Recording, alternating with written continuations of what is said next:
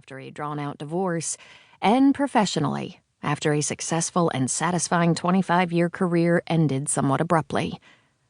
I had to reinvent myself, and with 2 small children, I didn't have the luxury of taking my time to do it. I needed inspiration, a role model. I sat through Kristen Chenoweth's one-woman show and listened as she told the audience how, growing up in Arkansas as an aspiring singer and actress, she had very few role models other than Dolly Parton. As a kid, she wanted to be Dolly when she grew up. As Chenoweth burst into a spirited and stirring version of Little Sparrow, I burst into tears.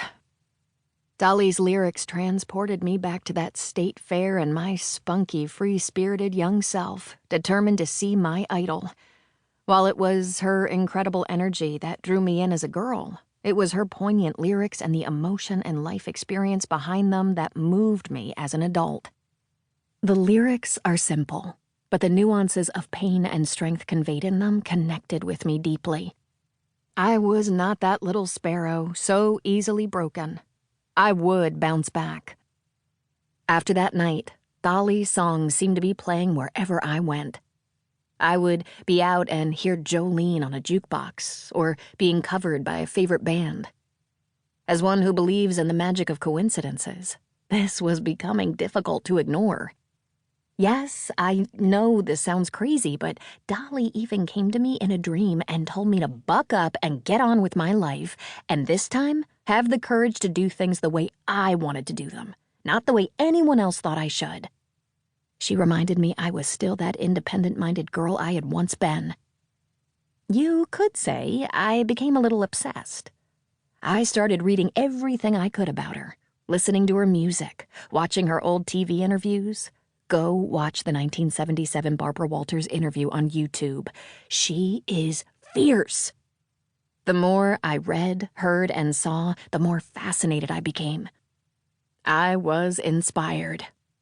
Not only is there so much more to her than meets the eye, but she is also a role model for the ages, and for all ages.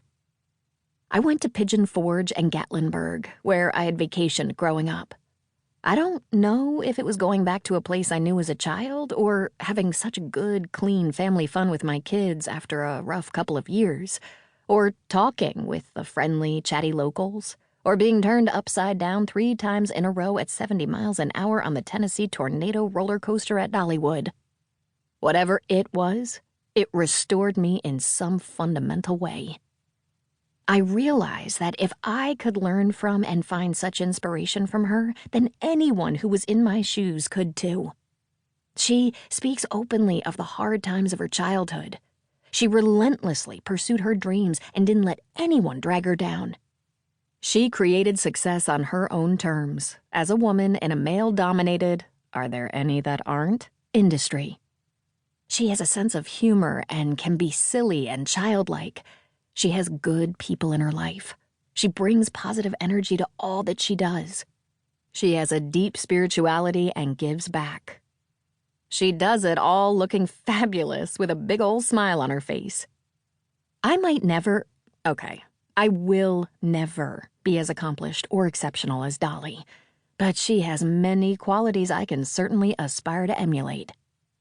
She gave me hope and reminded me what I was made of at a time when I needed it most, through both her songs and her example. None of us get out of this life unscathed. We only get one time around, so we need to make the most of it. There's no better example on how to do this than Ms. Dolly Parton. As a result, I find it helpful when faced with a dilemma to ask the question, what would Dolly do? And it makes me stand a little taller. I'm not the only one asking that question. The University of Tennessee in Knoxville is now offering a class called Dolly's America, From Sevierville to the World, using the life and legacy of Dolly Parton to teach students about the history and culture of Appalachia. It's an honors course that Associate Professor Lynn Sacco says she came up with after hearing Dolly's U of T commencement speech in 2009. Dr. Sacco told the New York Times that it was a really nerdy class, a nerdy honors history course about Dolly Parton. The head of the history department said that she raises so many